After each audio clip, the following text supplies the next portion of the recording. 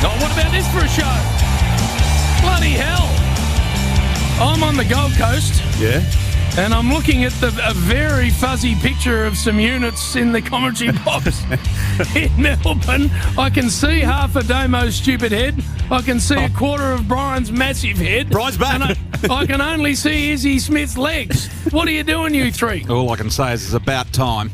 I've been sitting at home for 5.5 years stewing about why I got the arse. No one's ever told me. I know it's something to do with Damo, but I just can't quite work it out. Have you two worked it out? Have you got your heads together and fixed it? There's nothing that happens to Triple M without JB controlling it, BT. So direct your attention that way. Don't worry about us, JB. What you're up there. You've been away for 2 weeks at Vietnam, Bali, and the whole thing, and you still can't grace us with your presence. You do the game of football up on the Gold Coast last night. Now you've shot off to Noosa, mate. Well, not yet. It's the middle of the footy season, JB. I've got myself settled in here at the Gold Coast. Togsy's made me a coffee, and I'm enjoying it. I've got shorts and a T-shirt on. Sun's shining, Brian. I'm interested to know what else you know about Togsy. It'd be jack shit.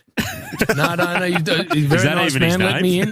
Let me in and made me a coffee, Togsy. So, sounds like tubes. I'm very happy with that. Or he's double invoicing. Now, what are you two doing, by the way? Brian's working hard. Damo, what have you been up to in my absence? I've just been working, Jim, because some of us don't take holidays throughout the course of a footy season. And Izzy's been doing a sterling job filling in, obviously, today and also on the Friday huddle. And BT, wired like me, just refuses to take time off. We're old school BT, aren't we? Some of the performances here, JB, in the lead up to this have been, well, they've been so good that we've had to tape them and save them for the play in the show at some point. I'm a bit nervous, JB. You should be. He's come in with he's flown in from Gold Coast this morning. He's come in with a twinkle in his eye. Got up at 4 a.m. this morning, JB. Unlike yourself, not all heroes wear capes, Brian. You should have seen BT, Jim. Izzy did a live read for an ad. And it was a bad. Let's say live read. It was recorded for a live read. Yes. And you should have seen BT wheel around when he realised Izzy was swimming badly in this particular read. And have you got some audio of this, Brian? Have a listen to this, JB. It is Australia's new voiceover man, the new David Attenborough of the world. Have a listen to Izzy trying to get this shit together. Whether you've had a fall kicking the ball or take a dive in your seat, that, go again. BT wheeled around there. It gets worse.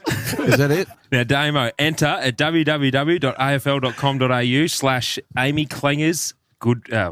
I can't know what's he doing. Written and authorised by Bernie Vince. Mate, he thought he had to change to read an ad. He couldn't be Isaac Smith anymore. Oh, mate, I had this big walrus breathing down the back of my neck. Yeah. I was getting nervous, JB. And Jim, you should have seen. It's Amy.com, isn't it? You should have seen BT where after it finished. He just went whispered into his little microphone. Leroy, cut that up, please. I could just see Spud sitting over in the corner going.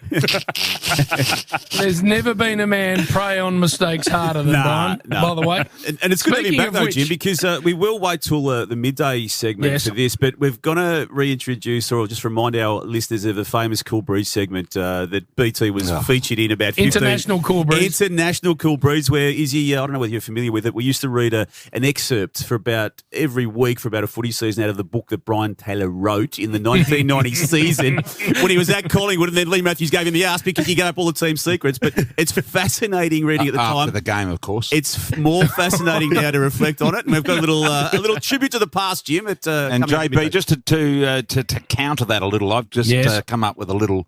Look, I don't like lists. I don't like what Nathan Brown does with all these crappy lists he does. But I've decided to come up with 5 things that I'm a bit unhappy about. Good, this would be good because negativity fits right down my alley.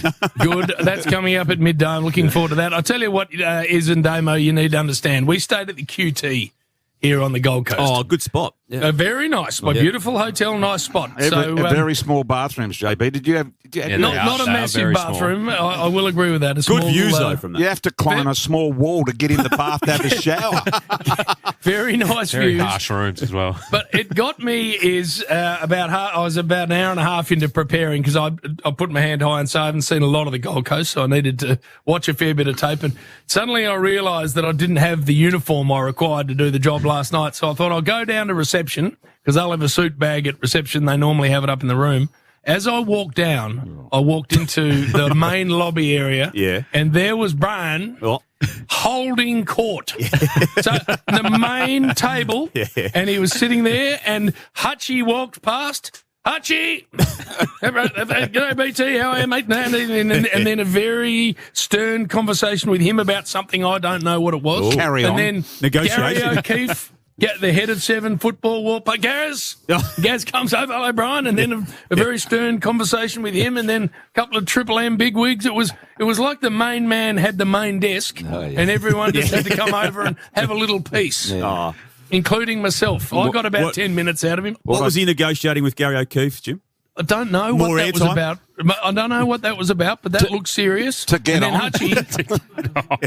Hutchie turned up looking like Johnny Cash. He was in black from top to bottom. He's doing my trick. He's dressing all black for obvious reasons. Well, what are those reasons? Why do you dress in black, Peter? I don't know, but all Does it hide something? Black jeans, black tractor tread boots, black button-up shirt, black collar. On the Gold Coast, 28 degrees, blue beach rolling in. Didn't quite work. It was a strong conversation you were having, Brian. Can you let us into exactly what it was I can't. Come on, you were talking about? No, we were talking about his and Damo's podcast that they do, JB, and how good it was. And the carryover stuff, which is a segment on... they do a carry on? Travel. Carry on. Yeah, carry on segment. Travel segment, JB. We'll laugh about that. Because, and then, of course, Hutchie rolled up this morning on the 6 o'clock flight that you weren't on, JB, that I was on. I got out of bed at 4 to be there at 6. Yes. Hutchie rolls up dressed in the same gear. No, he did not. And slithers into 2A, I think he slithered in next to, and had this screaming kid next to him all the way home. I thought it was up there. No, I was just going to say...